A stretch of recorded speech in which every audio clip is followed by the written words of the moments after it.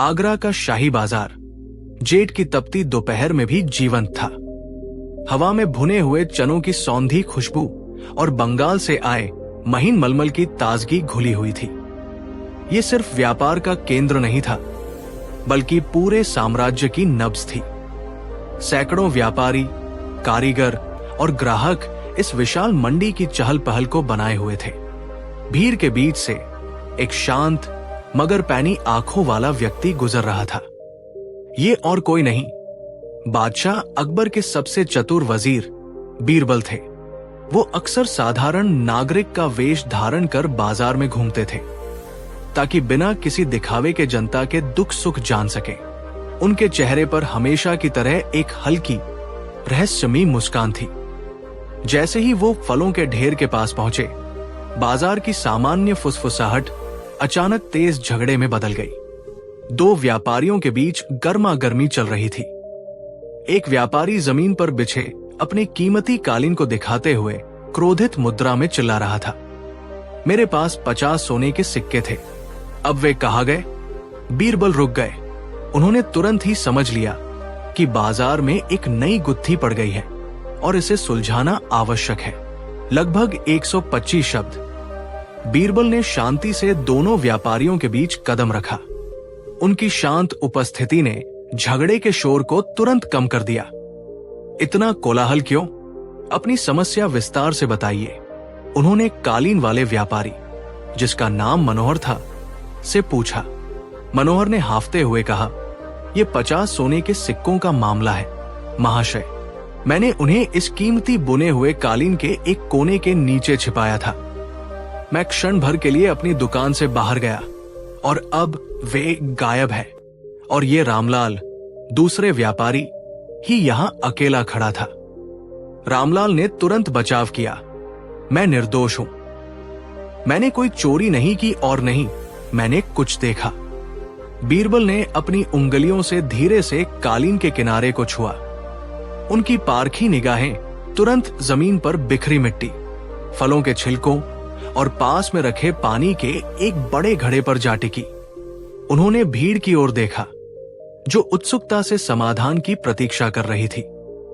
बीरबल समझ गए, सिक्कों का पता लगाने के लिए उन्हें सीधे सवाल पूछने के बजाय बाजार के इस छोटे से हिस्से की कहानी सुननी होगी। बीरबल ने अपनी उंगलियों से जमीन पर बिखरी मिट्टी के एक छोटे से ढेर की ओर इशारा किया, जो पास रखे पानी के घड़े के ठीक पीछे था। उन्होंने भीड़ की ओर मुड़कर प्रश्न किया, ये घड़ा कौन भरता है और इस जल का उपयोग क्या है? घड़े के पास खड़ी एक बुजुर्ग फल विक्रेता ने हाथ जोड़कर कहा, हुजूर, मैं ही इसे भरती हूं। ग्राहक यहां हाथ धोते हैं। बीरबल ने सिर हिलाया, और ये मिट्टी इतनी ढीली क्यों है? रामलाल घबरा गया, शायद किसी बच्चे ने खेलते हुए खोद दिया होगा। बीरबल ने तुरंत 2 सिपाहियों को बुलाया और शांत किंतु दृढ़ आवाज में आदेश दिया, इस घड़े का सारा पानी इस मिट्टी के ढेर पर धीरे धीरे डाल दो। सिपाहियों ने आज्ञा का पालन किया।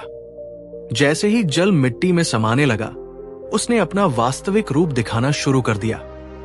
वो मिट्टी नहीं थी, बल्कि तेजी से खोदी गई जमीन थी, जिसे ढकने का प्रयास किया गया था। चंद पलों में पानी से गीली हुई मिट्टी धंस गई और उसके नीचे से कुछ चमकदार पीली वस्तुएं झांकने लगी। वो बीरबल के अनुमान से भी आसान था। वो चोर द्वारा जल्दबाजी में छिपाए गए सोने के सिक्कों का ढेर था। बाजार में मौजूद भीड़ हतप्रभ रह गई। एक पल पहले तक जिसे सब एक साधारण मिट्टी का ढेर समझ रहे थे, अब वो राजकोष के बराबर चमक रहा था। चारों ओर सोना सोना की फुसफुसाहट फैल गई, जो जल्द ही आश्चर्य की जोरदार चीखों में बदल गई। बादशाह अकबर के चेहरे पर गहरा आश्चर्य और संतोष का भाव था। उन्होंने गर्व से बीरबल की ओर देखा, जिसकी चतुराई ने इतना बड़ा रहस्य इतनी सरलता से खोल दिया था। बीरबल ने विनम्रता से सिर झुकाया, किंतु उसकी आंखें बाजार में मौजूद लोगों के चेहरों को स्कैन कर रही थी। उन्होंने सिपाहियों को आदेश दिया, ये संपत्ति अब बाजार की खुली निगरानी में रहेगी। जिसने ये चोरी की है, वो इसे दोबारा छिपाने या ले जाने का प्रयास अवश्य करेगा। वो चोर इसी भीड़ में छिपा है और हम जानते हैं कि धन की लालसा हमेशा मूर्खतापूर्ण हरकत कराती है। हमें बस इंतजार करना है, देखना है कि इस चमकते हुए सोने को देखकर किसकी आंखें सबसे पहले लाल होती है। बाजार में अब खरीद फरोख्त की सामान्य चहल पहल के बजाय एक असहज और तीखा सन्नाटा व्याप्त था। सैकड़ों आंखें खुलेआम रखी उस चमकीली संपत्ति पर टिकी थी, लेकिन उन सभी आंखों पर बीरबल की पैनी नजरें थी, जो हर चेहरे की सिकुड़न और हर हाथ की हरकत को भांप रही थी। समय रेत की तरह खिसक रहा था और बीरबल जानते थे कि चोर अब ज्यादा देर तक अपनी बेचैनी नहीं छिपा पाएगा। लगभग दोपहर के समय, जब सूरज अपनी पूरी तपिश दिखा रहा था, भीड़ के बीच से एक अधेड़ उम्र का व्यक्ति धीरे से आगे बढ़ा। वो अन्य लोगों की तरह सोने को घूर नहीं रहा था, बल्कि पास की एक दुकान पर रुककर पानी पीने लगा। उसने अपने सिर पर बंधे कपड़े को ठीक करने का बहाना किया और अपने शरीर को इस तरह मोड़ा कि उसका ध्यान पूरी तरह से संपत्ति से हट जाए। पानी पीते पीते उसका बायां हाथ असावधानी से जमीन की ओर सरका। जैसे ही उसकी उंगलियां सोने की ढेरी से बस 1 इंच दूर थी और वो छूने की ताक में था, बीरबल ने एक मंद मुस्कान के साथ सिपाहियों को संकेत किया, रोक लो इस आदमी को, इसका बायां हाथ, वही है हमारा चोर। बीरबल की आवाज ने बाजार के सन्नाटे को तोड़ दिया। सिपाहियों ने बिजली की तेजी से उस आदमी को दबोच लिया। वो हक्का बक्का रह गया, उसका बनावटी मुखौटा उतर गया और चेहरे पर साफ घबराहट छा गई। वो छटपटाने लगा। ये कैसा अन्याय है, जहां एक प्यासे आदमी को चोर कहा जा रहा है? मैंने तो सोना छुआ भी नहीं। बीरबल ने शांत मुद्रा में उसकी तरफ देखा। तुमने छुआ नहीं, पर छूने की नीयत जरूर थी, और तुम्हारी नीयत ही तुम्हारा पर्दाफाश कर रही है। अगर तुम सच में प्यास बुझा रहे थे तो तुम्हारा दायां हाथ पानी के बर्तन में था, जो प्यास बुझाने के लिए काफी है, लेकिन तुम्हारा बायां हाथ, जिसे वर्षों से गहने चुराने का अभ्यास है, जानबूझकर सोने की ढेरी की ओर झुका हुआ था। बाजार के लोग ये तर्क सुनकर हैरान रह गए। बीरबल ने सिपाही को संकेत किया, अब जरा इस चोर के बाएं हाथ की हथेली देखो। सिपाही ने जोर से चोर की मुट्ठी खुलवाई। उसकी हथेली पर काली कालिक का एक महीन निशान था, ठीक वैसा ही निशान जैसा चुराए गए सोने के एक विशेष ढक्कन पर लगा हुआ था। बीरबल मुस्कुराए, ये कालिक ही गवाह है, जो तुम्हें रंगे हाथों न सही नियत के हाथों पकड़वा रही है। चोर, जिसका झूठ अब पूरी तरह उजागर हो चुका था, कांपते हुए घुटनों पर बैठ गया। उसने तुरंत अपना अपराध कबूल कर लिया और अकबर बादशाह की दया की भीख मांगने लगा।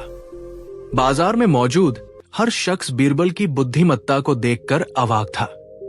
उनके चेहरे पर विस्मय और प्रशंसा के भाव थे। बीरबल ने सिपाही को आदेश दिया, इस व्यक्ति को गिरफ्तार करके बादशाह के सामने पेश किया जाए।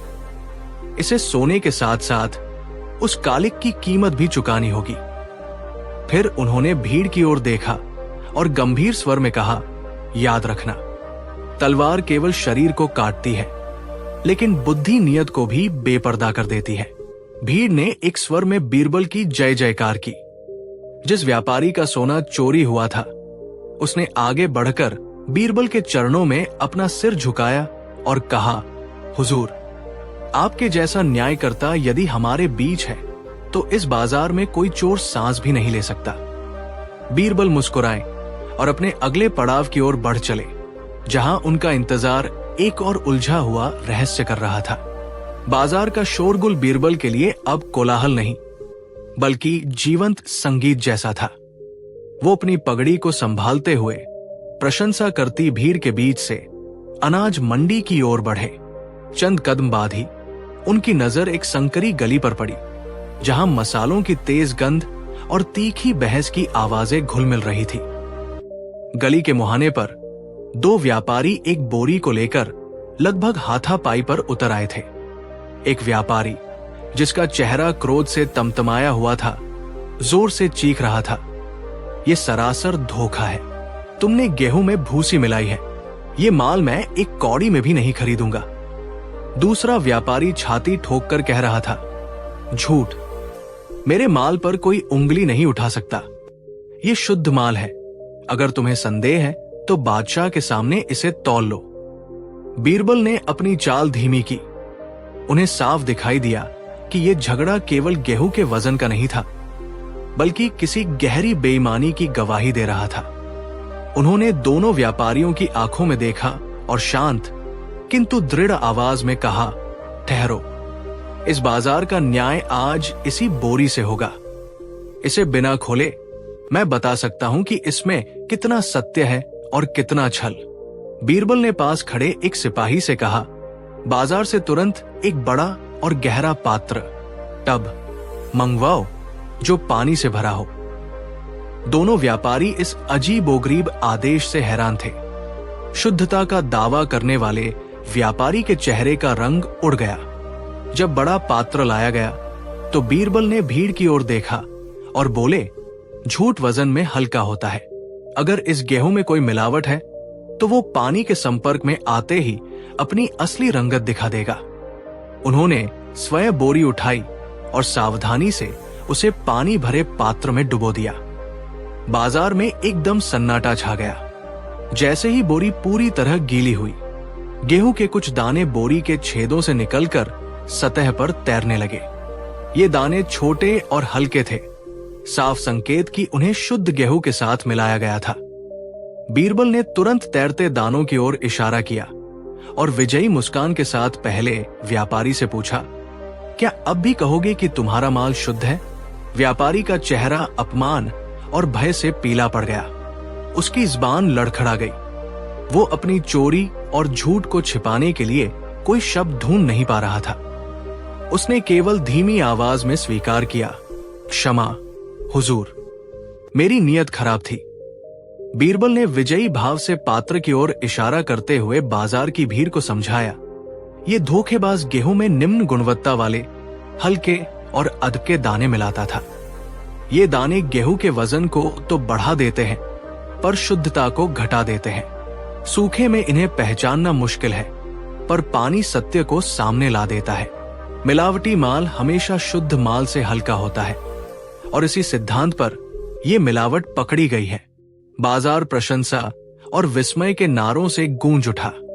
बादशाह अकबर ने मुस्कुराकर बीरबल की पीठ थपथपाई और तुरंत आदेश दिया कि अपराधी व्यापारी पर भारी जुर्माना लगाया जाए तथा उसका समस्त मिलावटी माल जब्त कर लिया जाए। बीच बाजार में बीरबल ने न्याय की विजय पताका फहरा दी थी। भीड़ छंटने लगी, पर लोगों के चेहरे पर बीरबल की बुद्धिमत्ता का तेज अभी भी चमक रहा था। न्याय होते ही बाजार की रौनक और विश्वास लौट आया था। अकबर ने अपने खास वजीर की ओर देखा। उनके चेहरे पर गर्व का भाव था। वे अपनी जीत से ज्यादा बीरबल की सहजता और तर्क शक्ति पर मोहित थे। अकबर ने बीरबल के कंधे पर हाथ रखा और पास के एक फल विक्रेता की ओर इशारा किया, जो अपने ताजे आमों का ढेर लगा रहा था। उन्होंने मुस्कुराते हुए कहा, बीरबल, तुमने आज गेहूं की शुद्धता सिद्ध कर दी।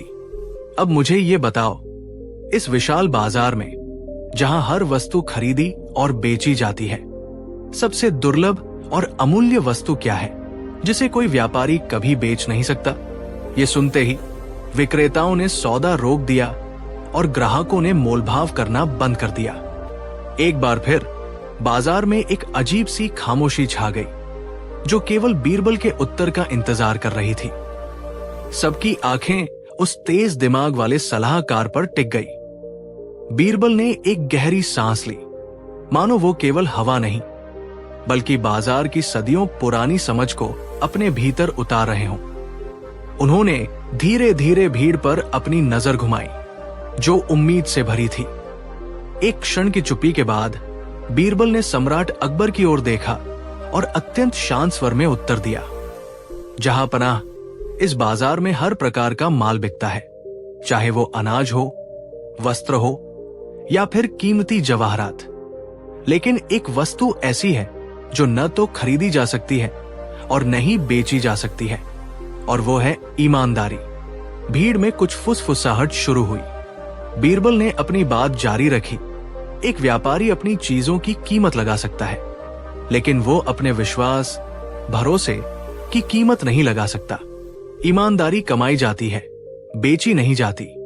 जिस क्षण कोई व्यापारी इसे बेचने की कोशिश करता है, यानी धोखा देता है, वो अपनी प्रतिष्ठा और अपने व्यापार की नींव दोनों हमेशा के लिए खो देता है।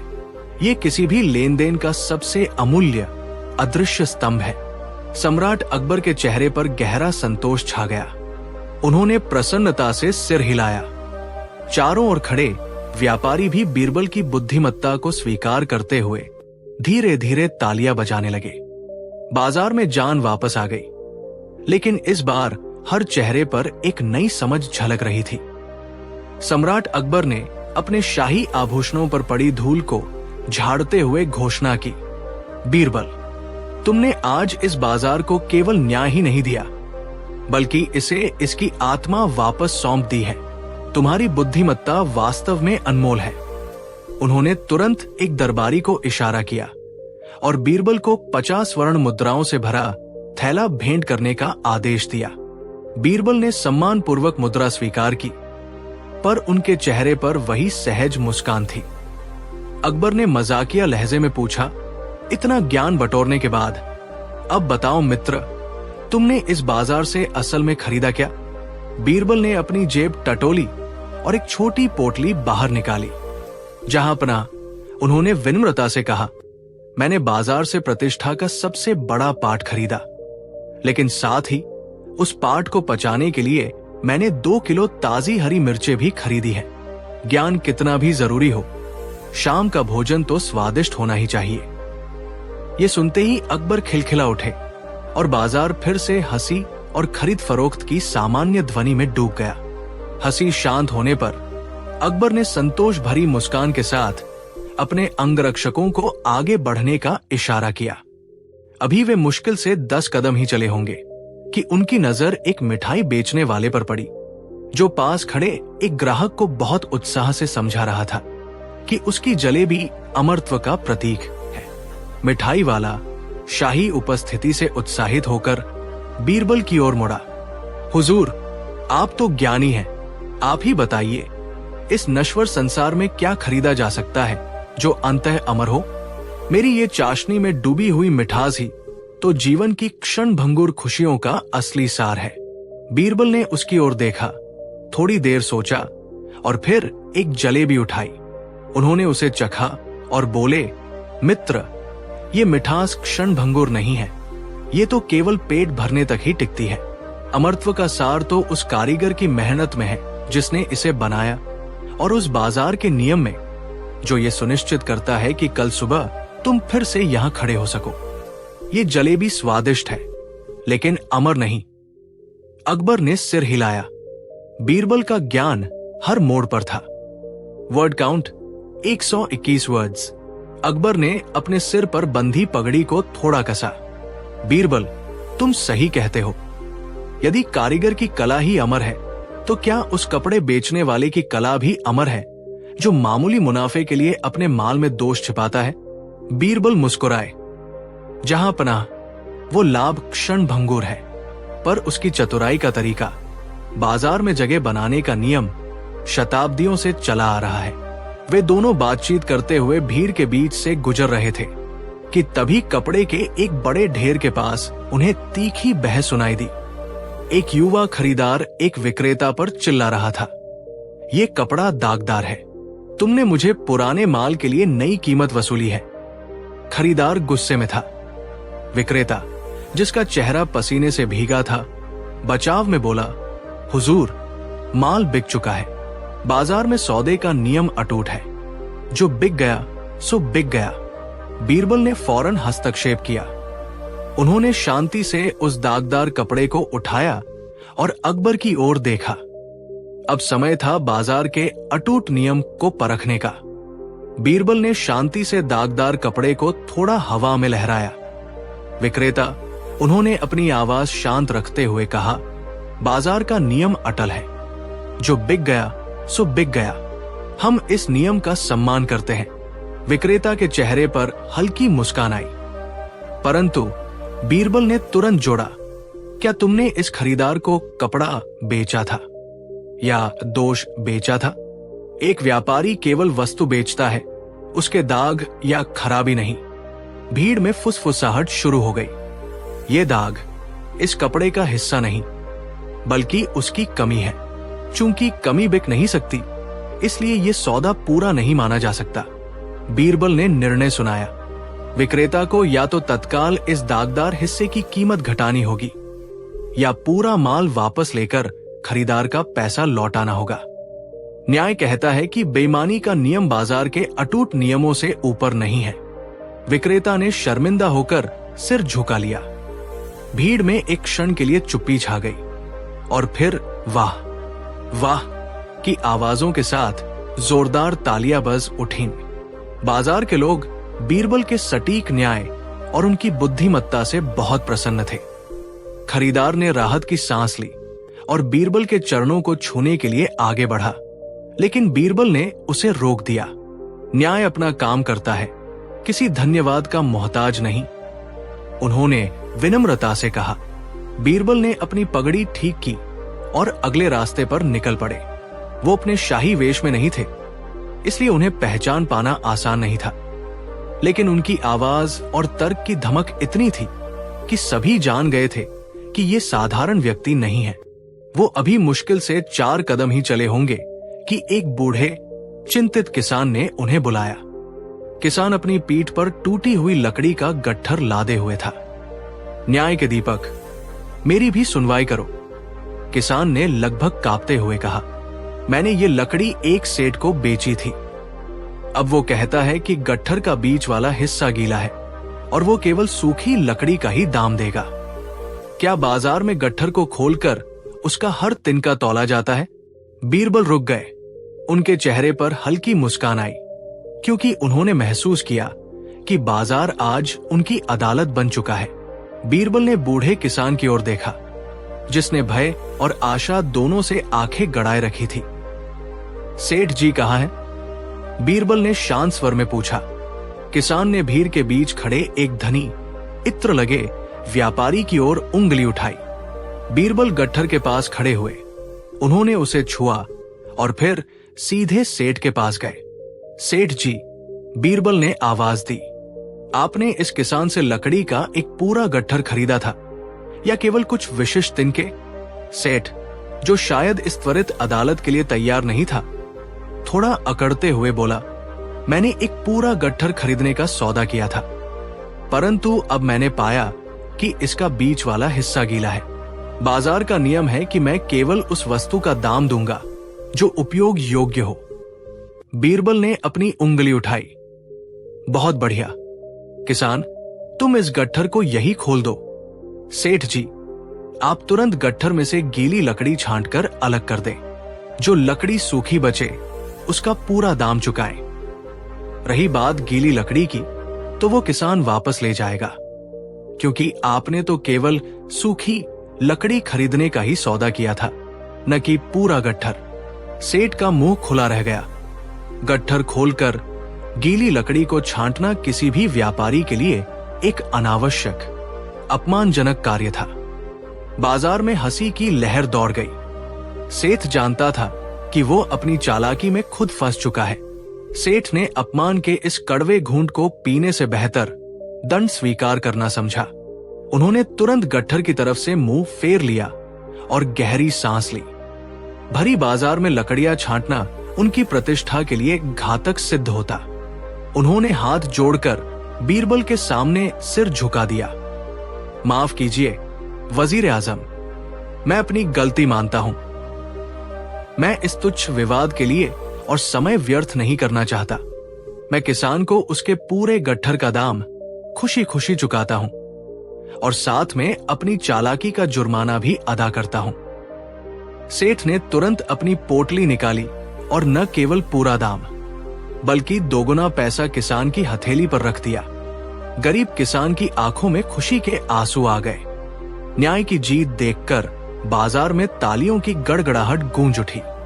बीरबल ने विजयी मुस्कान के साथ कहा, सेठ जी, हमेशा याद रखें, झूठ की लकड़ी चाहे कितनी ही सूखी दिखे, न्याय की आग के सामने वो तुरंत जलकर राख हो जाती है। बाजार में शांति छा गई। किसान ने दोनों हाथ जोड़कर बीरबल को प्रणाम किया, जिसके बाद वो खुशी खुशी अपनी राह चला गया। सेठ शर्म से सिर झुकाए खड़ा था।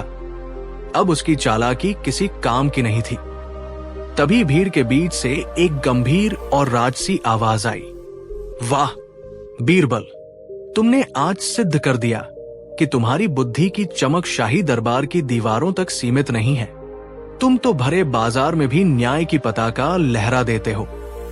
ये आवाज स्वयं बादशाह अकबर की थी, जो एक साधारण नागरिक के वेश में ये सारा नाटक देख रहे थे। अकबर ने आगे बढ़कर बीरबल की पीठ थपथपाई। बीरबल ने विनम्रता से सिर झुकाया और बोले, जहांपनाह, ये सब आपकी दी हुई शिक्षा और न्याय के प्रति आपके अटल विश्वास का ही परिणाम है। जब शासक सच्चा हो तो न्याय की राह कभी नहीं भटकती। बादशाह मुस्कुराए और बीरबल को अपने साथ चलने का इशारा किया। बीरबल ने बाजार के लोगों को प्रणाम किया और दोनों वापस महल की ओर चल पड़े। उनके पीछे न्याय की इस अनोखी जीत का शोर बाजार में देर तक गूंजता रहा। बाजार की हलचल अब पीछे छूट चुकी थी। महल की ओर लौटते हुए अकबर ने एक गहरी सांस ली, जिसकी शांति बीरबल के चेहरे पर भी झलक रही थी। उन्होंने बीरबल की ओर मुड़कर देखा। बीरबल, बादशाह ने गर्मजोशी से कहा, तुमने आज केवल न्याय ही नहीं किया, बल्कि मुझे प्रजा के मन का दर्पण भी दिखाया। ये नाटक, तुम्हारा ये अनूठा उपाय सफल रहा।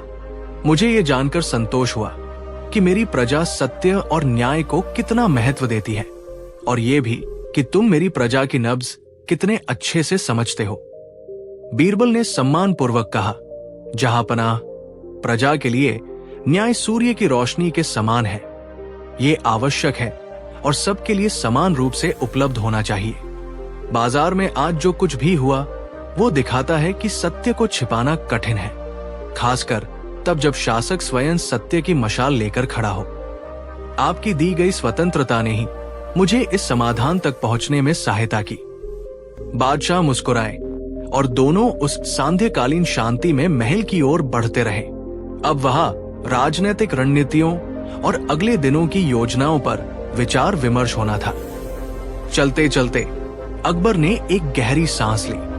बीरबल, आज बाजार का झगड़ा तो एक उदाहरण मात्र था, लेकिन क्या तुम समझते हो कि इतने विशाल साम्राज्य में प्रतिदिन उत्पन्न होने वाले हजारों छोटे बड़े विवादों को केवल तर्क से नियंत्रित किया जा सकता है? बीरबल ने उत्तर दिया, जहांपनाह, राज्य का प्रबंधन एक कुशल माली के समान है। जहां कोई डाल टेढ़ी हो उसे सीधा करना होता है, पर मूल उद्देश्य वृक्ष को फलने फूलने देना है। महत्वपूर्ण ये नहीं कि समस्याएं कितनी बड़ी हैं, बल्कि ये है कि न्याय की जड़ें कितनी गहरी हैं। आपकी बुद्धिमत्ता न्याय की जड़ है। महल के मुख्य द्वार पर पहुंचते ही चारों ओर मशालों की रोशनी और पहरेदारों की आवाजें सुनाई देने लगी। अकबर ने स्नेह से बीरबल की पीठ थपथपाई। चलो, आज की सफलता ने शाम की थकान को कम कर दिया है। अब कुछ देर विश्राम करो। कल सुबह दीवाने खास में गुजरात के राजस्व और सिंध की सुरक्षा से जुड़ी महत्वपूर्ण रणनीतियों पर विचार करना है। दोनों आदर पूर्वक एक दूसरे से विदा हुए और बीरबल अपने आवास की ओर चल दिए, मन में बादशाह की चिंता और अपने अगले कर्तव्य की रूपरेखा बनाते हुए। अगले दिन का सूर्योदय हुआ और बीरबल ने अपने नित्य कर्म समाप्त किए, पर दीवाने खास जाने से पहले उनके मन में एक अजीब सी बेचैनी थी। राजस्व की संख्याएं कागजों पर हमेशा अच्छी दिखती थी, लेकिन बीरबल भली भांति जानते थे कि शाही दस्तावेजों और जमीन पर काम कर रहे आम आदमी के जीवन में बड़ा अंतर होता है। गुजरात के सूखे और सिंध के समुद्री व्यापार की स्थिति समझने के लिए उन्हें विश्वसनीय सूचना चाहिए थी, जो दरबार के चाटुकार अधिकारियों से नहीं मिल सकती थी। उन्होंने निर्णय लिया कि आज की महत्वपूर्ण सभा से पहले वे दिल्ली के व्यापारियों और किसानों की वास्तविक राय जानेंगे। एक साधारण नागरिक का वेश धरकर, बिना किसी अनुचर या अंगरक्षक के, बीरबल ने चुपचाप महल की सीमाएं पार की। कुछ ही पलों में वो आगरा के सबसे बड़े और सबसे व्यस्त चांदनी चौक बाजार के हृदय स्थल पर खड़े थे। मसालों की तीखी गंध, सिक्कों की खनक और सौदेबाजी के शोरगुल के बीच बीरबल ने ध्यान से व्यापारियों के चेहरों और उनकी आपसी फुसफुसाहटों को पढ़ना शुरू किया। चांदनी चौक की भीड़ में बीरबल का ध्यान जल्द ही एक ठेले की ओर गया, जहां ताजी सब्जियां बिक रही थी। दो किसान, जिन्होंने मुश्किल से अपनी फसल बाजार तक पहुंचाई थी, निराशा में सिर हिला रहे थे। यार रामू, एक किसान ने फुसफुसाते हुए कहा, फसल तो अच्छी हुई, पर शहर के चुंगीदार, टैक्स कलेक्टर्स ने इस बार इतना कर टैक्स लगा दिया है कि लागत भी नहीं निकल रही। मंडी के अधिकारी तो सुनते ही नहीं। रामू ने अपनी पगड़ी कसते हुए जवाब दिया, और जो नया कानून आया है उसके कारण हमें हिसाब किताब की इतनी लंबी सूची, लिस्ट बनानी पड़ती है कि अनपढ़ आदमी तो बस बैठा रहे। बीरबल जी शायद महल में बैठे ये सब जानते ही नहीं। बीरबल के होठों पर एक हल्की सी मुस्कान आई, पर उनकी आंखें गंभीर थी। उन्हें अब अपने मिशन की दिशा स्पष्ट हो चुकी थी। उन्हें पता चला कि समस्या की जड़ सरकारी नीतियों से उपजी नौकरशाही की कठोरता में थी। वो चुपचाप ठेले से हटकर बाजार के सबसे बड़े पान की दुकान के पास जा खड़े हुए, जहां हर वर्ग के लोग इकट्ठा होते थे। उनका अगला लक्ष्य था बड़े व्यापारियों की शिकायतें सुनना। बीरबल पान की दुकान पर इस तरह खड़े थे जैसे वो बाजार की सामान्य चहल पहल का हिस्सा हों, पर उनकी नजरें और कान सक्रिय थे। कुछ ही देर में दो धनी व्यापारी, जिनके माथे पर चिंता की लकीरें थी, वहां आकर खड़े हुए और खुसर पुसर करने लगे। एक व्यापारी ने गहरी सांस लेते हुए कहा, सेठ जी, इस नई शाही हुकूमत ने तो बड़े व्यापारियों का जीना हराम कर दिया है। मालगुजारी, टैक्स इतनी बढ़ा दी है कि मुनाफा कहाँ बचा। दूसरे ने थूकदान में पीक फेंकते हुए सहमति जताई। मुनाफा तो दूर की बात है, छोटे से परमिट के लिए भी हजारों की रिश्वत देनी पड़ती है। जो काम एक दिन में होना चाहिए, उसके लिए 7 दिन दरबार के चक्कर काटने पड़ते हैं। ये सब बीरबल की नई नीतियों का नतीजा है, जो केवल कागजों पर अच्छी लगती है। बीरबल के होठों की मुस्कान गायब हो गई। उन्होंने पाया कि समस्या की जड़ सिर्फ नौकरशाही की कठोरता नहीं, बल्कि उस भ्रष्टाचार में थी जो सरकारी नियमों की आड़ में पनप रहा था। चाहे छोटा व्यापारी हो या बड़ा सेठ, हर कोई पीस रहा था। अब उन्हें महल वापस जाने का और सही समाधान पेश करने का मार्ग स्पष्ट नजर आने लगा। उन्होंने चुपचाप एक सिक्का पान वाले को दिया और बाजार की मुख्य सड़क की ओर तेजी से बढ़ चले। बीरबल ने बाजार की भीड़ को चीरते हुए आगे बढ़ना शुरू किया। उनके माथे पर अब चिंता की लकीरें नहीं थी, बल्कि एक नई दृढ़ता का भाव था। अब उन्हें केवल सबूत चाहिए थे। वो सीधे कोतवाली के सामने एक छोटे से चबूतरे के पास पहुंचे, जहां नगर निगम के कुछ बाबू बैठे सरकारी शुल्क वसूल रहे थे। उन्होंने देखा कि एक बूढ़ी महिला जो मिट्टी के दिए बेचती थी, एक जवान मुंशी के सामने गिड़गिड़ा रही थी। मुंशी बिना दया दिखाए बार बार नए नियम का हवाला देकर उससे तय राशि से दोगुना शुल्क मांग रहा था। मुंशी की आंखों में लालच साफ झलक रहा था। बीरबल ने पास खड़े एक पानी पिलाने वाले से फुसफुसाकर पूछा, ये कैसा न्याय है भाई, गरीब से इतनी वसूली?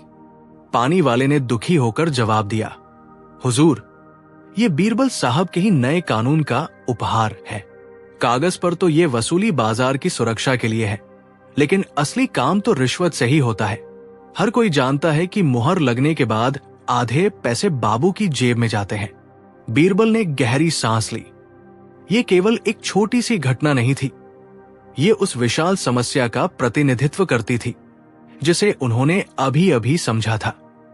अब उन्हें पता था कि दरबार में नीति सुधार की नहीं, बल्कि नैतिकता सुधार की बात करनी होगी। उन्होंने चुपचाप कोतवाली की ओर मुंह किया और महल की दिशा में निकल पड़े। उनके मस्तिष्क में एक अनोखी योजना आकार ले रही थी। महल की दिशा में जाते हुए बीरबल के मस्तिष्क में विचारों का तूफान चल रहा था। उन्हें पता था कि इस समस्या का समाधान तर्क से नहीं बल्कि एक जोरदार तमाशे से होगा। ऐसा तमाशा जो जनता के सामने रिश्वतखोरी के चेहरे को बेनकाब कर सके। वे सीधे दीवाने खास पहुंचे, जहां सम्राट अकबर कुछ महत्वपूर्ण कागजातों का निरीक्षण कर रहे थे। जहां पनाह बीरबल ने ऐसी गंभीरता से आवाज दी जो सामान्यतः उनके व्यवहार में नहीं दिखती थी। अकबर ने सिर उठाया। कहो बीरबल, इतने अशांत क्यों हो? हुजूर, बीरबल ने झुककर कहा, मैं अभी बाजार से आ रहा हूं और मुझे अब पूरा विश्वास हो गया है कि हमारी जनता सुरक्षित नहीं है। मैंने वहां देखा कि लोग चोरों को सीधे अपने हाथों से वसूली दे रहे हैं, लेकिन चोरों ने सुरक्षा की वर्दी पहन रखी है। अकबर भौचक के रह गए। ये कैसी पहेली है? ये पहेली नहीं, सच्चाई है, और इसे सुधारने के लिए हमें कल सुबह बाजार के बीचों बीच एक अनोखी घोषणा करनी होगी। एक ऐसी घोषणा जो चोरी की नींव को हिला दे। बीरबल ने दृढ़ता से कहा, अपनी योजना का पहला हिस्सा बादशाह के सामने रखते हुए। अकबर ने अपनी दाढ़ी सहलाई। बीरबल, तुम्हारी बुद्धिमत्ता पर मुझे संदेह नहीं, लेकिन बाजार में सीधे हस्तक्षेप करना जोखिम भरा हो सकता है। ये घोषणा आखिर होगी क्या? ये सुनिश्चित करो कि जनता में भय न फैले बल्कि भरोसा जगे। बीरबल मुस्कुराए। जहां पनाह, भय तो चोरों को लगेगा। कल तक इंतजार कीजिए। अगली सुबह आगरा का सबसे बड़ा बाजार, जो अपनी चहल पहल के लिए प्रसिद्ध था, लोगों से खचाखच भरा था। ठीक बीचों बीच एक ऊंचे चबूतरे पर बादशाह अकबर अपने वजीर बीरबल के साथ खड़े थे। चारों ओर चुप्पी साधने के लिए डंका बजाया गया। बीरबल ने आगे बढ़कर अपनी दृढ़ आवाज में घोषणा की, मेरे प्यारे देशवासियों, आज से बादशाह सलामत की ओर से एक नया नियम लागू होता है। अब से हर नागरिक को यह अधिकार है कि वो अपनी सुरक्षा का मूल्य खुद तय करे। और याद रहे, अगर कोई भी सिपाही या अधिकारी तुमसे वसूली मांगे तो उसे तुरंत पकड़कर। बीरबल रुक गए और भीड़ में उत्सुकता चरम पर पहुंच गई। तो उसे तुरंत पकड़कर सीधा बादशाह सलामत के सामने पेश किया जाए। बीरबल ने गरज कर कहा। भीड़ में एक क्षण के लिए सन्नाटा छा गया। बीरबल ने अपनी बात पूरी की और सजा के तौर पर वो भ्रष्ट अधिकारी या सिपाही 3 महीने तक उस नागरिक के घर पर निःशुल्क सेवा करेगा जिससे उसने जबरन वसूली मांगी थी। चाहे वो कपड़े धोए, खेत जोते या जूते पॉलिश करे, उस नागरिक की सेवा ही उसका दंड होगा। बाजार में हलचल मच गई। ये नियम आम लोगों के लिए किसी वरदान से कम नहीं था। कमजोर को शक्तिशाली पर नियंत्रण मिल रहा था। दरबारी और कुछ सिपाही जो अकबर के पास खड़े थे, उनके चेहरे उतर गए। उन्होंने फुसफुसाहट में एक दूसरे को देखा। एक सिपाही ने हिम्मत करके पूछा, पर वजीर साहब, अगर नागरिक अपनी सुरक्षा का मूल्य एक पैसा बताए तो क्या तब भी सिपाही को उसकी रक्षा करनी होगी? बीरबल मुस्कुराए। बिल्कुल, नियम सबके लिए एक है, सिपाही के लिए भी और बादशाह सलामत के लिए भी। बीरबल के इस स्पष्टीकरण ने जनता के मन में विश्वास और साहस भर दिया। उनके चेहरे पर वर्षों का दबा हुआ संतोष और स्वतंत्रता की झलक दिखाई दी। माहौल अभी भी तनावपूर्ण था, क्योंकि हर कोई देखना चाहता था कि ये नियम उच्च अधिकारियों पर कैसे लागू होता है। तभी भीड़ के बीच से एक बूढ़ा तरकारी बेचने वाला आगे बढ़ा। उसकी कमर झुकी हुई थी, पर आंखों में दृढ़ता थी। उसने अपने मैले कुर्ते की जेब से एक छोटा पुराना तांबे का सिक्का निकाला, जो मुश्किल से एक पैसे के बराबर रहा होगा। उसने हाथ जोड़कर बादशाह अकबर की ओर देखा। जहां पनाह, उसने कांपते हुए पर स्पष्ट स्वर में कहा, आज इस नए कानून के तहत मैं अपनी और अपने माल की सुरक्षा का मूल्य ये एक पैसा लगाता हूं। बूढ़े ने सिक्का सीधे अकबर के कदमों के पास रख दिया। बाजार में सन्नाटा छा गया। बादशाह क्षण भर के लिए स्तब्ध रह गए। उनके दरबारी और वजीर घबराकर बीरबल की ओर देखने लगे। नियम तो बीरबल ने बनाया था और अब वो सीधे बादशाह के ऊपर लागू हो चुका था। बीरबल ने बड़े सम्मान से सिर झुकाया। अकबर ने अपनी भौहें चढ़ाई। उनकी आंखें उस एक पैसे पर टिकी थी जो उनकी महानता का उपहास कर रहा था। बीरबल, बादशाह ने गरज कर कहा। उनकी आवाज में नाराजगी कम और अविश्वास ज्यादा था। ये कैसी व्यवस्था है? क्या ये कानून बनाया ही इसलिए गया था कि गरीब लोग सीधे बादशाह पर ही कर लगा दे? बीरबल ने सम्मानपूर्वक सिर उठाया। उनके चेहरे पर एक हल्की मुस्कान थी। जहां पनाह, इस बूढ़े ने किसी पर कर नहीं लगाया, बल्कि इसने आज कानून की सही परिभाषा सिद्ध की है। उन्होंने आगे कहा, इसने अपने माल, जो सिर्फ एक कोयले का टुकड़ा है, और अपनी जान का मूल्य केवल एक पैसा लगाया है। जब किसी आदमी के पास खोने के लिए कुछ नहीं होता, तो वो सुरक्षा का सबसे कम मूल्य ही तो देगा। इसने हमें सिखाया है कि न्याय हमेशा अमीरी या गरीबी पर नहीं, बल्कि उस वस्तु के मूल्य पर निर्भर करता है जिसकी हमें सुरक्षा करनी है। अकबर का गुस्सा शांत हो गया। उन्होंने बूढ़े की ओर देखा, जिसने भयभीत होकर अपनी आंखें झुका ली थी। बादशाह ने एक गहरी सांस ली और बोले, तुमने कानून की उस खामी को उजागर कर दिया जिसे बनाने वाले भी नहीं देख पाए। बीरबल, बताओ, अब इस बूढ़े का क्या किया जाए? बीरबल ने शांत मुद्रा में बूले व्यक्ति की ओर देखा। उनके चेहरे पर हल्की मुस्कान थी, जैसे उन्होंने पहले ही इस समस्या का समाधान खोज लिया हो। जहां पनाह, बीरबल ने सम्मानपूर्वक कहा, दंड देना तो सरल है, पर सुधार करना कठिन। इस बूढ़े ने चोरी इसलिए की क्योंकि इसके पास वास्तव में कुछ नहीं था। जब व्यक्ति जीवन में किसी भी वस्तु का स्वामी नहीं होता, तो वो समाज के नियमों का सम्मान क्यों करेगा? बीरबल कुछ देर रुके, फिर बोले, मैं ये नहीं कहता कि इसे निर्दोष छोड़ दिया जाए, परंतु इसे कारावास भेजने के बजाय इसे कुछ दिया जाए। मैं सुझाव देता हूं कि राजकोष से इसे कुछ स्वर्ण मुद्राएं और रहने के लिए एक छोटा सा ठिकाना दिया जाए। जब ये कल उठेगा तो इसके पास खोने के लिए कुछ होगा। ये स्वयं ही कानून और सुरक्षा का मोल समझ जाएगा। जब इसके पास संपत्ति होगी, तभी ये समझेगा कि चोरी कितनी बड़ी हानि है। अकबर ने बीरबल की बुद्धिमत्ता को समझते हुए धीरे से सिर हिलाया। बूढ़ा व्यक्ति, जो अभी तक मौत के डर से कांप रहा था, अचंभे से ऊपर देखने लगा। भीड़ ने तालियां बजानी शुरू कर दी। न्याय हो चुका था, और वो न्याय दयालु भी था। अकबर ने तुरंत अपने कोषाध्यक्ष को आदेश दिया कि बूढ़े व्यक्ति को राजकोष ले जाया जाए, और बीरबल के निर्देशानुसार उसे तुरंत स्वर्ण मुद्राएं और संपत्ति के कागजात सौंपे जाए।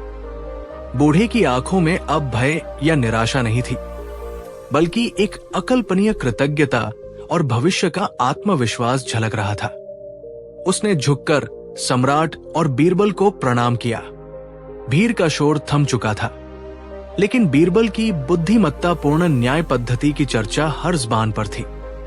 बाजार में खड़े व्यापारी और कारीगर अब केवल सामान नहीं, बल्कि कानून की एक नई और मानवीय परिभाषा देख रहे थे। अकबर ने बीरबल की ओर देखा। तुमने एक बार फिर सिद्ध कर दिया कि सजा का उद्देश्य केवल दंड देना नहीं, बल्कि व्यक्ति को समाज के प्रति जिम्मेदार बनाना भी है। बीरबल ने विनम्रता से सिर झुकाया। उनकी दृष्टि बाजार में बिक रही रंगीन चूड़ियों और मिठाइयों पर टिकी थी, मानो उनके लिए ये न्याय का कार्य सामान्य बाजार भाव तय करने जैसा ही सहज था। भीड़ अब धीरे धीरे छंटने लगी थी, लेकिन लोगों के चेहरों पर बीरबल के न्याय की संतुष्टि स्पष्ट झलक रही थी। अकबर और बीरबल बाजार के बीचों बीच चल रहे थे, जहां मसालों की तेज खुशबू और कपड़ा व्यापारियों की आवाजें गूंज रही थी। चलते चलते बादशाह की नजर एक छोटी पुरानी दुकान पर पड़ी। वहां एक बूढ़ा कारीगर अपनी भट्टी पर पीतल के बर्तनों को चमका रहा था। अकबर वहीं रुक गए। उन्होंने कारीगर के हाथ में रखे एक टेढ़ मेढ़े पुराने प्याले को देखा, जिस पर जंग की हल्की परत जम चुकी थी। बीरबल, बादशाह ने जिज्ञासा से पूछा, तुमने अभी अभी मानवीय दायित्व का मोल चुकाया, अब मुझे ये बताओ, बाजार में मौजूद हर वस्तु का सच्चा मोल कैसे तय होता है? ये प्याला न तो सुंदर है, न बहुमूल्य धातुओं से बना, फिर भी इस कारीगर के लिए इसका महत्व सोने से कम नहीं होगा। बीरबल ने मुस्कुराते हुए उस प्याले को हाथ में लिया।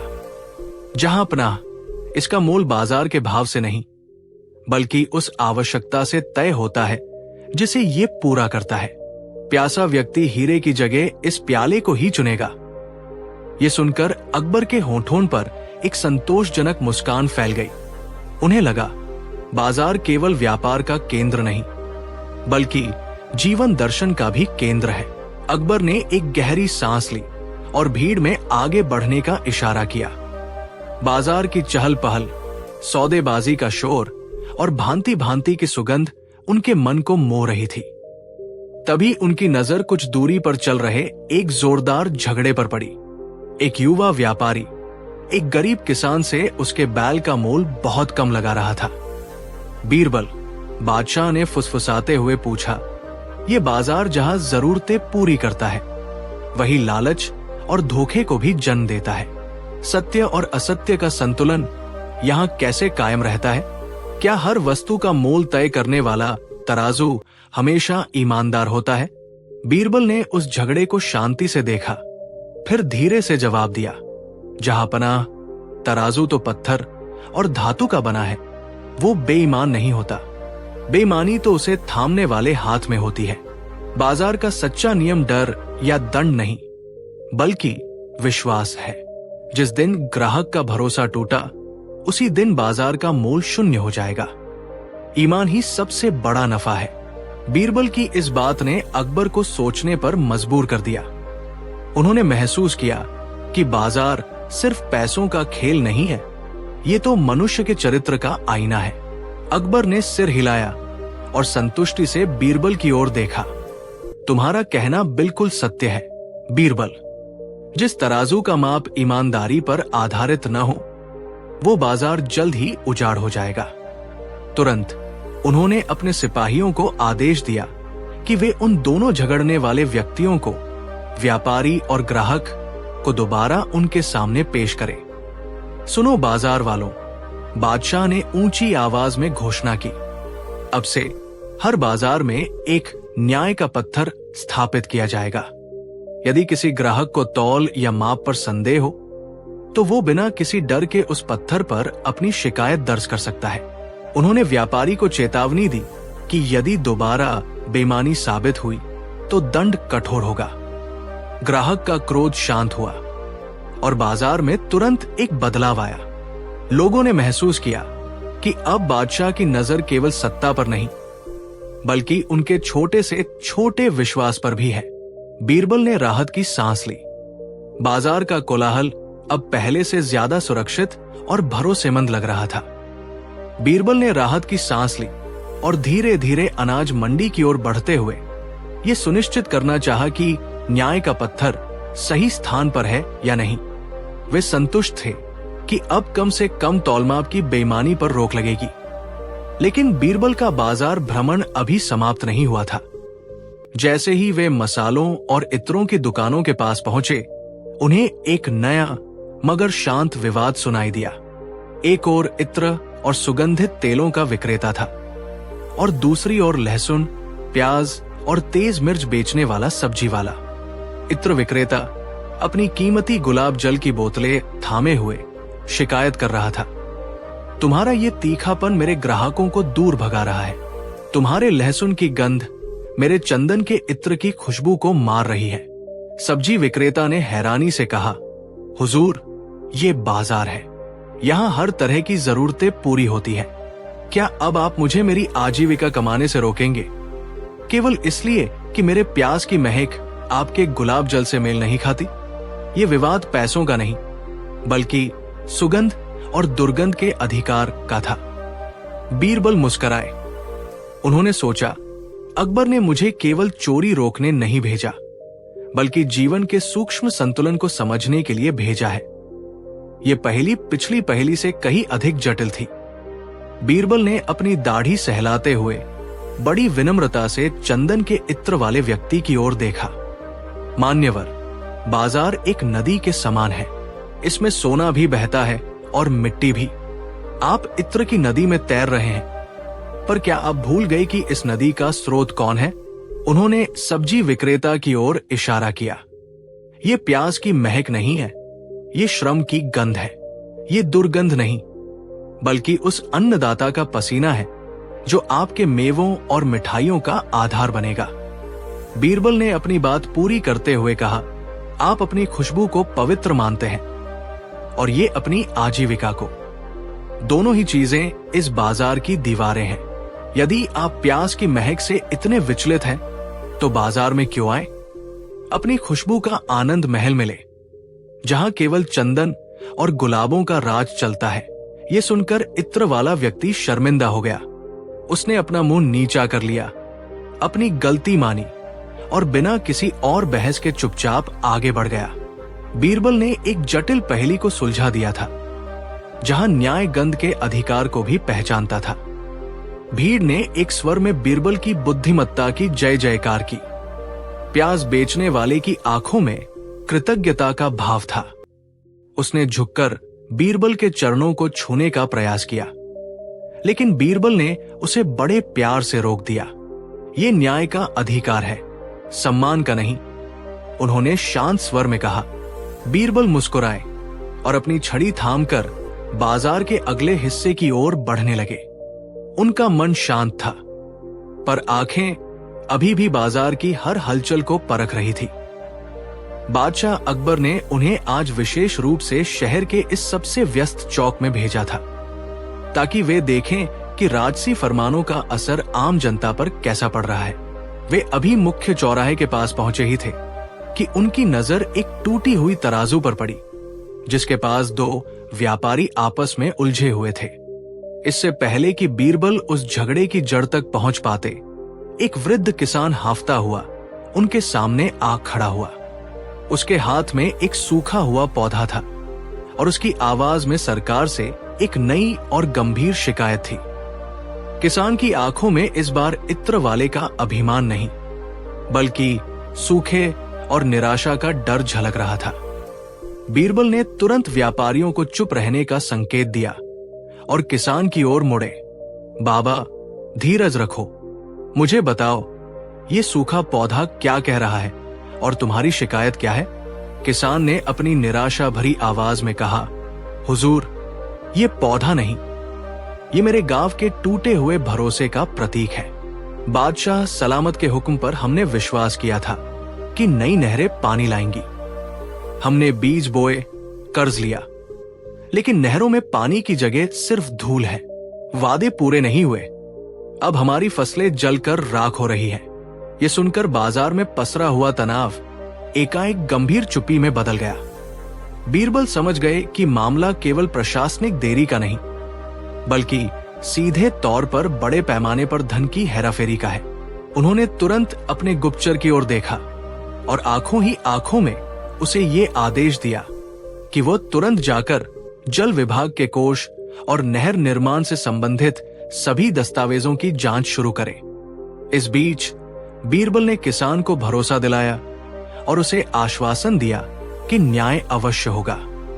अब उन्हें तराजू के झगड़े से कहीं अधिक बड़ी समस्या सुलझानी थी। बीरबल ने तुरंत अपनी भंगिमा बदली। उन्होंने किसान को संकेत दिया कि वो कुछ देर शांत रहे और फिर बाजार में पसरी इस भयानक चुप्पी को तोड़ने के लिए एक साधारण घोषणा की।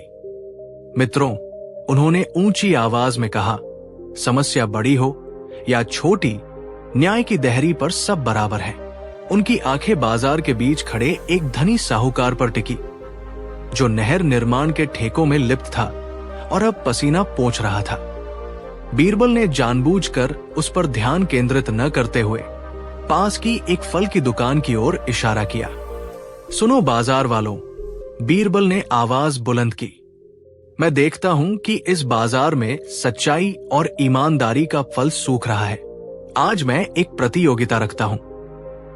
जो कोई भी व्यक्ति अपने व्यापारिक जीवन की सबसे बड़ी और सबसे छोटी समस्या को इस प्रकार बताएगा कि उसमें सच्चाई का अंश भी न हो, उसे पुरस्कार मिलेगा।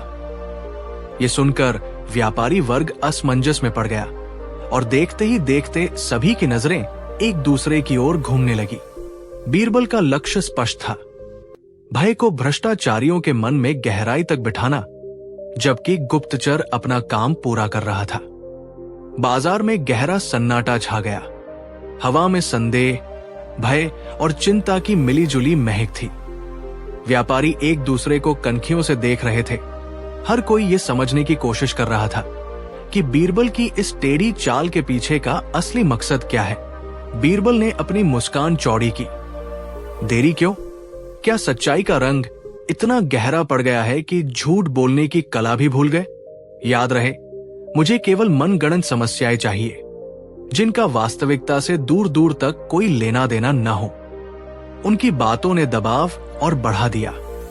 तभी भीड़ में से एक अधेड़, भारी भरकम अनाज व्यापारी, जिसका नाम धर्मपाल था, आगे बढ़ा।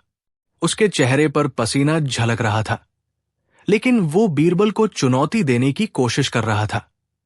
हुजूर, धर्मपाल ने लड़खड़ाती आवाज में कहा, मेरी सबसे बड़ी समस्या यह है कि मेरा व्यापार इतना फल फूल रहा है कि मेरे पास ग्राहकों को देने के लिए सामान कम पड़ जाता है, और सबसे छोटी यह कि मेरे वजन के पत्थरों को उठाने के लिए मजदूरों को हमेशा 4 गुना दाम देना पड़ता है। धर्मपाल अपनी बात कहकर फूला नहीं समाया, लेकिन बीरबल की आंखें उसकी नकली समस्याओं के पीछे छिपी असली समस्या को तुरंत भांप गई थी। बीरबल ने एक गहरी सांस ली और सीधे धर्मपाल की लालची आंखों में देखा। बाजार की भीड़ एकदम शांत हो गई थी, जैसे सब उस आने वाले न्याय का इंतजार कर रहे हों। धर्मपाल जी, बीरबल ने अपनी छड़ी को जमीन पर हल्के से ठोकते हुए कहा, जहां व्यापार इतना फल फूल रहा हो कि ग्राहकों को देने के लिए सामान कम पड़ जाए, वहां मजदूरों को पत्थर उठाने के लिए 4 गुना दाम देने की क्या आवश्यकता? आपकी दोनों समस्याएं एक ही जड़ से जुड़ी है, और वो जड़ है लालच। बीरबल ने आगे झुककर फुसफुसाहट से थोड़ा ऊंचे स्वर में कहा, आपकी सबसे बड़ी समस्या यह है कि आप बाजार में बिकने वाले सामान को मुनाफे के लिए दबाकर रख रहे हैं, जिससे कृत्रिम कमी पैदा हो। और सबसे छोटी समस्या उन पत्थरों का वजन नहीं है, बल्कि आपके वजन के पत्थरों को उठाने वाले मजदूरों का चुप रहना है, क्योंकि आप उन्हें अतिरिक्त दाम नहीं बल्कि रिश्वत दे रहे हैं, ताकि वे आपके तराजू में छिपे खोट पर अपनी आंखें बंद रखें। धर्मपाल का चेहरा पीला पड़ गया। यह सुनकर बादशाह अकबर के होठों पर एक संतोषजनक मुस्कान तैर गई। धर्मपाल का पीला पड़ना देख बाजार की भीड़ में पहले एक क्षण का सन्नाटा पसरा, और फिर जैसे कोई बांध टूट गया हो। चारों ओर से फुसफुसाहटें और आक्रोश की आवाजें उठने लगी।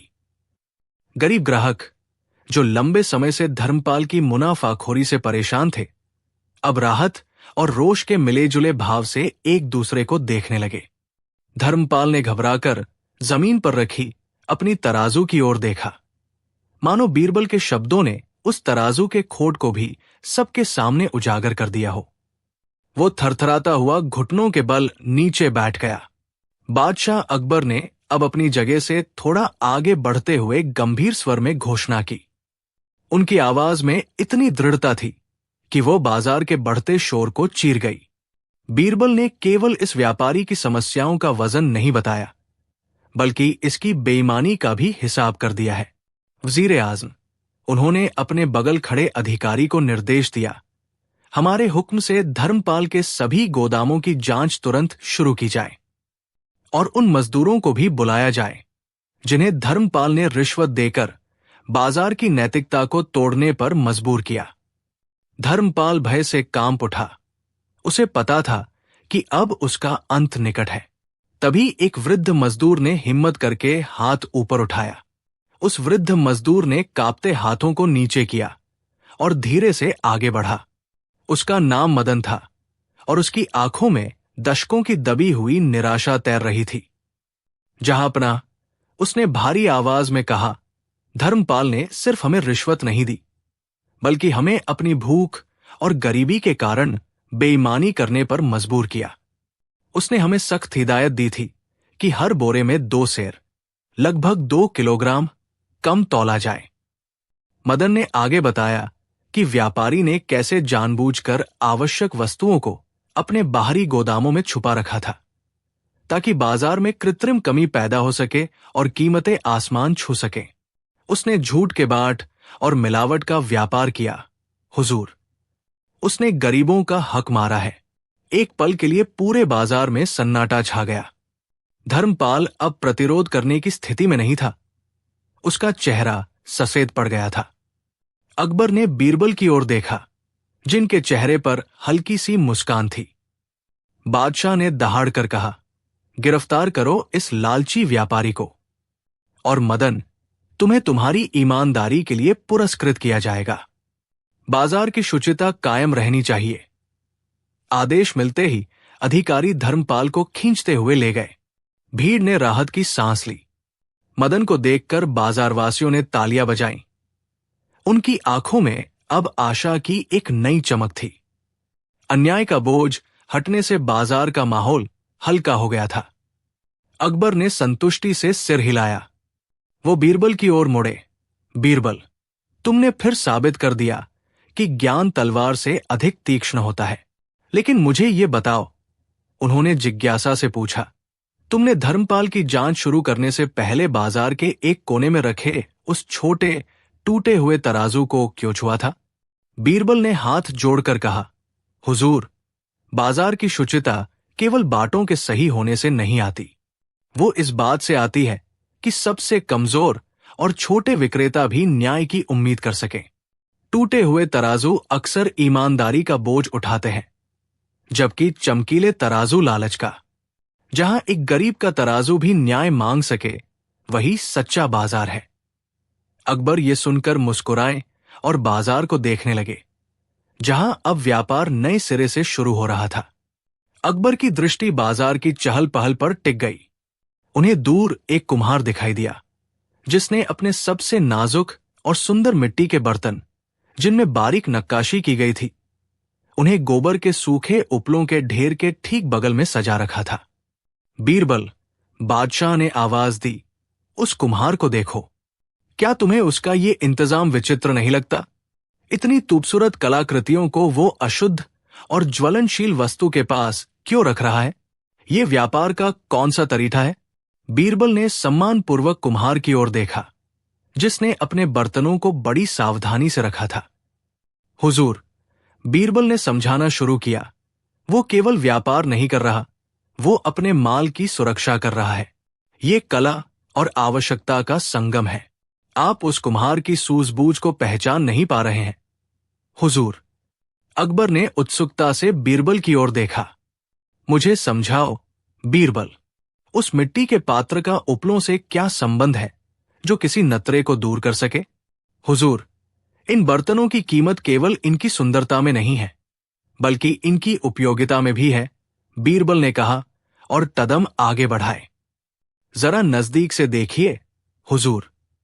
बीरबल ने सावधानी से बाजार की हलचल के बीच से रास्ता बनाया और कुम्हार के माल के बिल्कुल किनारे जा खड़े हुए। उन्होंने झुककर एक उपले को छुआ। हुजूर, कल्पना कीजिए कि यह बाजार कितना अस्थिर है। यहां शोर है, भीड़ है और हर क्षण किसी के फिसलने या धक्का लगने का खतरा है। बीरबल ने समझाते हुए कहा, यह उपले केवल कूड़ा नहीं है, यह कुम्हार के लिए बहुमुखी रक्षक है। अकबर ने माथा सिकोड़ते हुए कहा, बहुमुखी? ये कंडे टूटने से कैसे बचाएंगे? सरलता में ही महानता छिपी है, जहांपनाह। पहली बात, ये उपले मिट्टी के बर्तनों के बीच एक गद्दे का काम करते हैं, ताकि परिवहन या भीड़ के दबाव में वे आपस में टकराकर टूट न जाए। दूसरी बात, और यह सबसे जरूरी है, ये मिट्टी के बर्तनों से नमी को दूर रखते हैं। यदि अचानक बारिश आ जाए तो उपले नमी सोख लेंगे, जिससे माल गलने से बच जाएगा। ये सिर्फ व्यापार नहीं, ये जोखिम प्रबंधन है, हुजूर। अकबर अब ध्यान से उस ढेर को देखने लगे, जिसकी उपयोगिता उन्होंने पहले सिरे से नकार दी थी। उनके चेहरे पर अब हैरानी का भाव था। वाह बीरबल, तुम वास्तव में असाधारण हो। जो चीज मुझे कचरा लग रही थी, वो दरअसल बुद्धिमत्ता का प्रतीक थी। बादशाह ने मुस्कुराते हुए कहा, तुम्हारी आंखें हमेशा उन चीजों को खोज लेती हैं जिन्हें हम अपनी शानो शौकत में नजरअंदाज कर देते हैं। बीरबल ने सम्मान में सिर झुकाया। जहां पनाह, ज्ञान अक्सर बड़े महलों की किताबों में नहीं, बल्कि उन हाथों में मिलता है जो रोजमर्रा की जिंदगी की चुनौतियों से जूझते हैं। ये बाजार सिर्फ खरीद फरोख्त की जगह नहीं है, ये जीवित अनुभवों की पाठशाला है। दोनों आगे बढ़े। बाजार की गंध, शोरगुल और अथाह हलचल अब अकबर को पहले से कहीं ज्यादा रोचक और अर्थपूर्ण लग रही थी। वो हर छोटे बड़े व्यापारी को ध्यान से देखने लगे। तभी बीरबल ने बादशाह का हाथ थाम लिया और उनका ध्यान भीड़ से हटकर एक तरफ कोने में बैठे एक शांत व्यक्ति की ओर आकर्षित किया, जो अपने सामने केवल एक पुरानी खाली टोकरी रखे बैठा था। अकबर ने उस व्यक्ति को देखा। वो न किसी को आवाज लगा रहा था, न किसी से बात कर रहा था। उसकी आंखें खुली थी, लेकिन नजरें दूर शून्य में टिकी थी। उसके चेहरे पर शांति का एक अजीब भाव था, जो बाजार के कोलाहल से बिल्कुल मेल नहीं खा रहा था। बीरबल, अकबर ने आश्चर्य से पूछा, इसके पास बेचने के लिए कोई सामान नहीं है। ये यहां इतने शोरगुल में अकेला शांत क्यों बैठा है? क्या ये पागल है या राहगीरों को मूर्ख बना रहा है? बीरबल ने सम्मान से सिर झुकाया। जहां पनाह, यही तो वो सबसे बड़ा रहस्य है जो इस बाजार ने मुझे सिखाया है। हर व्यक्ति कुछ न कुछ बेचने आया है, लेकिन ये सौदागर यहां अपनी खाली टोकरी के साथ बैठकर बाजार के सबसे कीमती चीज का व्यापार कर रहा है। अकबर की उत्सुकता बढ़ गई। और वो क्या है? समय, महाराज। और उस समय के भीतर छिपा हुआ धैर्य। बीरबल ने हल्के स्वर में कहा, यह व्यक्ति प्रतीक्षा कर रहा है, न केवल किसी खरीदार की, बल्कि उस अवसर की जब खालीपन में भी पूर्णता दिखाई दे। ये बाजार को केवल देख नहीं रहा है, ये इसे सुन रहा है। अकबर ने अपनी भौहें ऊंची की। समय और धैर्य? बीरबल, ये तो कवि की बात हुई। मुझे ये बताओ कि उस व्यक्ति की खाली टोकरी जो बाजार के बीचों बीच पड़ी है, शाम तक सोने के सिक्कों से कैसे भर जाएगी? बाजार गणित से चलता है, दर्शन से नहीं। बीरबल मुस्कुराए और उस सौदागर की ओर इशारा किया, जो अब भी शांत मुद्रा में बैठा था। जहां पनाह, यही तो वो चूक होती है। गणित तो हर कोई लगा रहा है कि किस भाव पर खरीदना और बेचना है, लेकिन ये व्यक्ति यहां बैठकर ये देख रहा है कि बाजार को असल में किसकी जरूरत है, न कि उसके पास क्या है। और वो क्या है? अकबर ने जोर देकर पूछा। वो है सही जानकारी, महाराज। बीरबल ने फुसफुसाते हुए कहा, बाजार में इतनी भीड़ और शोर है कि कोई भी व्यापारी ये नहीं जान पाता कि दूसरे कोने पर क्या बिक रहा है। लेकिन ये व्यक्ति चुपचाप बैठकर बाजार की लय को समझ रहा है। ये वो महत्वपूर्ण कड़ी है जो दो जरूरतमंदों को मिलाएगी और अपने खालीपन की कीमत वसूलेगी। तभी पास से एक परेशान व्यापारी गुजरा। वो व्यापारी आया है जिसे अभी अभी आपने देखा। बीरबल ने अकबर के कंधे की ओर झुकते हुए कहा, उसे एक विशेष प्रकार के मसाले की तत्काल जरूरत है, जो उसे इस भीड़ में कहीं नहीं मिल रहा। बाजार की जानकारी के अभाव में उसका कीमती समय बर्बाद हो रहा है। महाराज अकबर ध्यान से देखने लगे। सचमुच वो व्यापारी हताशा में हर दुकान पर झांक रहा था। तभी वो खाली आदमी, जिसे बीरबल ने बाजार का आग कहा था, उठा। उसने शांत भाव से व्यापारी को रोका और धीमे स्वर में उससे दो शब्द पूछे। जैसे ही व्यापारी ने अपनी जरूरत बताई, उस आदमी ने तुरंत बाजार के सबसे दूर कोने की ओर इशारा किया और बदले में अपनी जेब में एक छोटा सा तांबे का सिक्का डाल लिया। व्यापारी का चेहरा तुरंत खिल उठा और वो तेजी से निर्दिष्ट दिशा में भाग गया। बीरबल मुस्कुराए, देखा हुजूर, उसने सिर्फ एक वाक्य बेचा, लेकिन वो वाक्य उस व्यापारी के लिए 10 अशर्फियों से ज्यादा मूल्यवान था। वो सिर्फ बैठता है और देखता है, यही उसकी पूंजी है। बादशाह अकबर की उत्सुकता अब चरम पर थी। उन्होंने अपनी दाढ़ी सहलाते हुए सहमति में सिर हिलाया। ज्ञान की कीमत वस्तु की कीमत से नहीं आंकी जाती, ये तो तुमने सिद्ध कर दिया बीरबल, अकबर ने कहा। किंतु ये व्यक्ति पूरे दिन बिना किसी व्यापार के यहां बैठता है। इसका नाम क्या है? क्या ये किसी बड़े ज्ञानी का शिष्य है? बीरबल ने उत्तर देने के लिए मुंह खोला ही था कि एक और व्यक्ति उस आदमी के पास आया। ये एक वृद्ध कुम्हार था, जिसके हाथ में मिट्टी के टूटे बर्तनों का ढेर था। उसकी आंखें निराशा से भरी थी। "ए राहगीर," कुम्हार ने उस शांत व्यक्ति से मिन्नत की, "मैंने इस बाजार में सालों से अपनी चीजें बेची हैं, पर आज मेरी सारी कमाई टूट गई है। मेरे पास घर लौटने का किराया तक नहीं है। मुझे क्या करना चाहिए?" उस व्यक्ति ने कुम्हार की ओर देखा, न कोई तांबे का सिक्का लिया, न ही बाजार की ओर इशारा किया। उसने सिर्फ अपने जूते की नोक से जमीन पर एक टैगमयी रेखा खींची और धीमे से कहा, "हर टूटा हुआ बर्तन भी कुछ कहता है।" कुम्हार कुछ पल उलझन में रहा, फिर उसकी आंखों में चमक आ गई। उसने तुरंत अपने टूटे हुए बर्तनों के टुकड़ों को समेटा और पास के मंदिर की ओर चल दिया। अकबर ने आश्चर्य से बीरबल की ओर देखा। ये क्या किया उसने? बीरबल ने अकबर की ओर देखा और सम्मानपूर्वक सिर झुकाया। जहांपनाह, उस व्यक्ति ने केवल अपनी हानि देखी, पर यह भूल गया कि मिट्टी का कोई भी टुकड़ा व्यर्थ नहीं होता। मैंने बस उसे उसकी सामग्री का दूसरा उपयोग सुझाया। अकबर ने अपनी आंखें सिकोड़ी। पर टूटा हुआ बर्तन भला किस काम का? पूजा के काम का, बीरबल ने तुरंत उत्तर दिया। मंदिरों में अक्सर दीवारों को सजाने या फर्श में रंगीन कलाकारी करने के लिए मजबूत, चमकीले टुकड़ों की जरूरत होती है, जिन्हें मोज़ेक कहते हैं। वो कुम्हार समझ गया कि उसके मिट्टी के रंगीन टुकड़ों को फेंकने के बजाय वो उन्हें मंदिर के निर्माण कार्य में बेच सकता है। जो चीज बाजार के लिए टूट गई थी, वही अब ईश्वर के आंगन में कला बन जाएगी। बीरबल ने अपनी बात समाप्त करते हुए कहा, धन्यवाद मांगने के बजाय उसने अपने नुकसान को अवसर में बदल लिया। ये सुनकर अकबर के चेहरे पर एक गहरी संतुष्टि छा गई।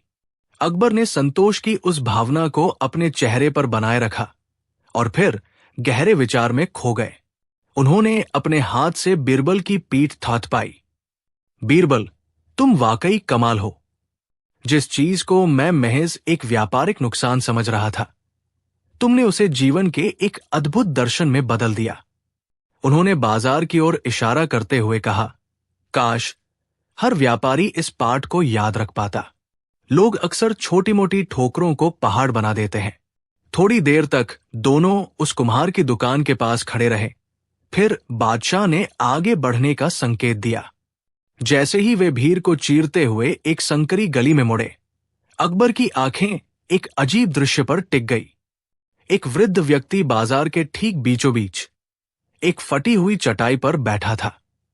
उसके सामने बेचने के लिए न तो कोई माल था और न ही कोई ग्राहक।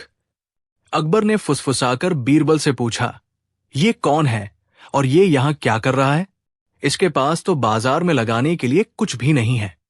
जारी है। बीरबल ने धीरे से सिर झुकाया और चेहरे पर रहस्यमयी मुस्कान ले आए। उन्होंने कहा, जहांपनाह, जिसके पास कुछ भी नहीं होता है, वही सबसे अधिक मूल्यवान वस्तुएं लेकर बाजार में बैठता है। अकबर ने हैरानी से उस वृद्ध को दोबारा देखा। पहेलियां मत बुझाओ बीरबल, स्पष्ट बताओ। न इसके पास कपड़े हैं, न अनाज, न ही कोई धातु। ये व्यक्ति बाजार के सबसे व्यस्त हिस्से में बैठकर आखिर क्या बेच रहा है, जिससे इसे कोई खरीदार नहीं मिल रहा? बीरबल ने उत्तर दिया, ये व्यक्ति बादशाह सलामत बाजार के शोर के बीच शांत मन बेच रहा है। ये उस दुर्लभ वस्तु का विक्रेता है जिसे आज के व्यस्त संसार में कोई खरीदना नहीं चाहता। खाली समय। इसने बाजार का सबसे महंगा स्थान इसलिए चुना है ताकि हर राहगीर इसकी शांति और बाजार के तनाव के बीच का अंतर देख सके। अकबर उत्सुक हो उठे, तो क्या हमें इसकी दुकानदारी का जायजा नहीं लेना चाहिए? जारी है। अकबर उत्सुक हो उठे, तो क्या हमें इसकी दुकानदारी का जायजा नहीं लेना चाहिए? अकबर ने तुरंत बीरबल की ओर देखा। निश्चित रूप से बीरबल, जहां हर कोई जल्दबाजी में लाभ और हानि का सौदा कर रहा है, वहां ये व्यापारी किस कीमत पर अपनी शांति बेच रहा है, ये जानना दिलचस्प होगा। दोनों ने अपने वेश बदल कर रखे थे ताकि बाजार में कोई उन्हें पहचान न सके। वे भीड़ को चीरते हुए उस चबूतरे की ओर बढ़े। जैसे जैसे वे करीब आते गए, बाजार का कोलाहल और भी तीव्र होता गया, लेकिन उस व्यक्ति के चेहरे पर वैसी ही निष्प्रिय शांति बनी हुई थी। उसके सामने एक छोटी सी चटाई बिछी थी, जिस पर कोई सामान नहीं था, केवल एक सूखा पत्ता रखा था। बीरबल धीरे से फुसफुसाए, बादशाह सलामत, ध्यान रहे, इसकी कीमत अशर्फियों में नहीं बल्कि आपके क्षणों में मापी जाती है। इसे खरीदने के लिए सबसे पहले हमें अपना कीमती शोर शराबा छोड़ना होगा। अकबर मुस्कुराए और उन्होंने उस शांत विक्रेता के पास जाकर कदम रोक दिए। विक्रेता ने धीरे से आंखें खोली।